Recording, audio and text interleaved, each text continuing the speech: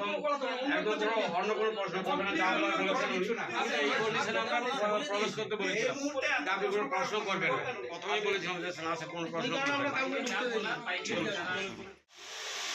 আপনি কি চাইছেন বলবেন মাসিমা? আমরা জানি যে দুঃখ হয়েছে সেটা আমরাও কিছু করতে পারবো না, তবে আমরা চাই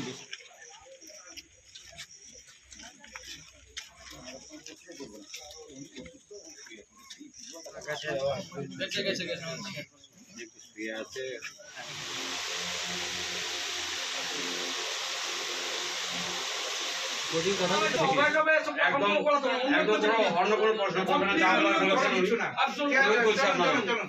আমি চাইছি দোষীরা শাস্তি পাক। কি শাস্তি চাই? আমিও একজন মা, আমি চাইবো না তাদের ফাঁসি হোক, কিন্তু যাবজ্জীবন কারাদণ্ড চাইছি। আর চাইছি যে আমরা ভারতীয় জনতা পার্টি করি বলে আমরা আজকে ক্ষমতায় আসার জন্য আমাদের সভাপতি বিরোধী দলনেতা যখন বলছেন সুশৃঙ্খল ভাবে থাকতে, তখন শাসক দলের যারা গরম গরম বক্তব্য দিয়েছিল যে 4 তারিখের পরে দিল্লির কোনো ভাব রক্ষা করতে পারবে না, সেটাই তারা দেখিয়ে দিল। আমি আজকে নতুন সরকার যে গঠন করবে তার কাছে জানাবো যে আমার ছেলের এই মৃত্যুর যেন শাস্তিটুকু হয়। আমার ছেলে যদি অ্যাক্সিডেন্টে কোনো অঘটন ঘটতো, আমার মনে হয় এত কষ্ট হতো না।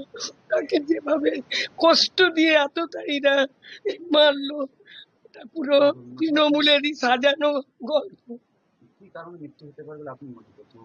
এখানে শুভেন্দু বাবু মমতাকে হারিয়েছে, যার জন্য আমার মনে হয় এই প্রতিশোধ। यहाँ पे अकेले रहते थे क्या? हाँ यहाँ पे अकेले रहते थे? हाँ अकेले रहते थे।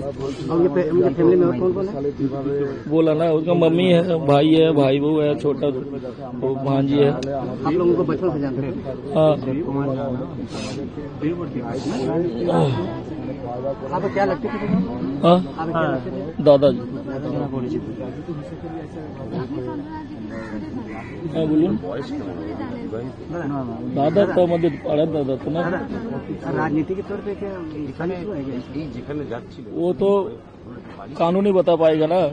कानून से ये रिक्वेस्ट है कि कड़ी से कड़ी सजा दी जाए जिसने ये साजिश रचा है, जिसने भी ये साजिश रचा है उसकी कड़ी से कड़ी सजा, जो इस साजिश को जिसने रचा है, और कोई भी बाद में इस जैसा साजिश नहीं रचा। इससे पहले आपका बात हुआ था उनसे? हाँ, कल 2 बजे तक बात हुआ। कल दोपहर के 2 बजे तक दादा हम लोगों के साथ ही थे, चंडीपुर में ही थे। उनका घर का जो असेंबली है चंडीपुर, वहाँ पे ही थे। मतलब इनका शादी हुआ था? नहीं